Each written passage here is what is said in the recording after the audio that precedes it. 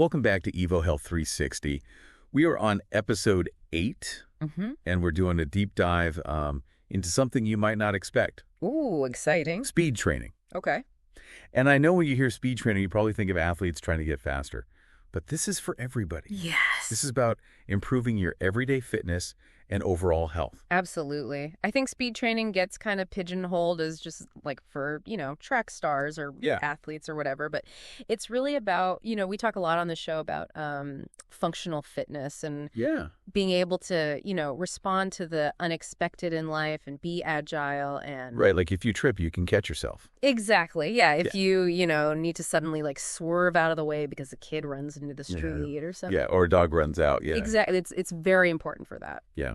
So can you explain exactly what's happening in our bodies when we do speed training? Sure. So we have different types of muscle fibers. We have the slow twitch muscle fibers that are for endurance activities.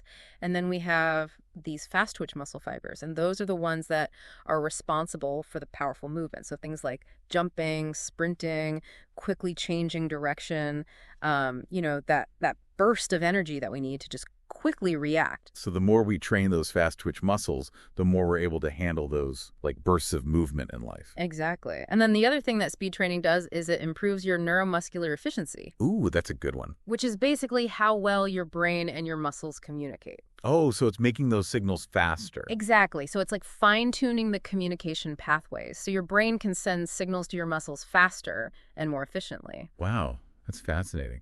But now what does this actually look like? Okay, so there are 3 key components to speed training. We have acceleration, max velocity, and speed endurance. And these can all be adapted, of course, to your fitness level and how much time you have. But acceleration is your ability to reach top speed quickly, so like that burst off the starting line. Yep. Max velocity is how you can maintain that top speed. And then speed endurance is your ability to sustain that speed over a distance. Okay, so that was a lot of technical terms. Yeah. But how does this actually apply to everyday life, like acceleration? Okay. Yeah, so acceleration, I think about like getting up off the floor quickly after playing with your kids or grandkids. Oh, yeah. That's acceleration. Okay. Or like if, you step into the street and you need to quickly dart back to the curb. Oh, yeah. That's acceleration. Okay. It's that burst of speed and power that we need. Okay, that makes sense. So max velocity would be like catching the bus as it's pulling away. Exactly. Yeah, good example. And then speed endurance is like keeping up with my dog at the park. Yes, perfect example. Okay, that makes sense. And I know a lot of people think that they don't have time for speed training or maybe they're scared of getting injured. Yeah. But there are things we can do. Absolutely. And I think our sources really highlighted that it's about quality over quantity. So you don't necessarily need to spend hours and hours doing speed work. Even just 20 to 30 minutes a few times a week can be really effective. Okay. And then, of course, proper warm-up is super important to prevent injury, cooling down afterwards, having those rest days where you're not, going all out. And one of the things that the source mentioned is celebrating those small wins. Oh, yes. That's so important for motivation. I love that. Yeah.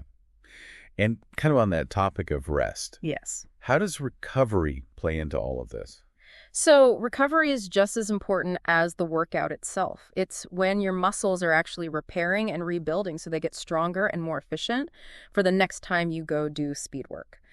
So it's really important to give your body that time to adapt and to improve. I've also heard that sleep is really important for this. Yes, sleep is crucial for recovery.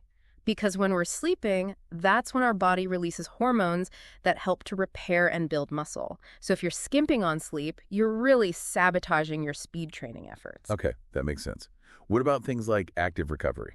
Active recovery is awesome. So this is like doing things like gentle walking or yoga on your rest days to promote blood flow and to reduce muscle soreness. So it's not about pushing yourself hard. It's about helping your body recover. Got it. And of course, we can't talk about fitness without talking about nutrition. Of course not. And the sources emphasized protein and carbs after a workout. Yes. Those are the building blocks for muscle repair and growth. So make sure you're fueling your body with those after you do your speed training.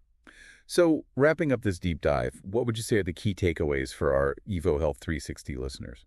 Well, I think what we've seen here is that speed training isn't just for athletes. It's for anyone who wants to improve their agility, their reaction time, their overall functional fitness in everyday life. Yeah. It can also have benefits for your cardiovascular health. Right. It's about being able to move confidently and efficiently. Exactly. And quickly if you need to. Yeah. And I think a really important point that came out of the research is that you don't need to make these big, huge changes. Just adding little bits of speed work into your routine, a few minutes here and there, Yeah, just sprinkle it in. can make a really big difference. Yeah. So try some high knees, some butt kicks, maybe even some short sprints. Yeah, you'll be surprised at how much better you feel, both physically and mentally. And if you want more deep dives into health and fitness, be sure to subscribe to Evo Health 360 and follow us on social media at Evo Health 360. We'll be back next week with another exciting episode. Bye. Bye.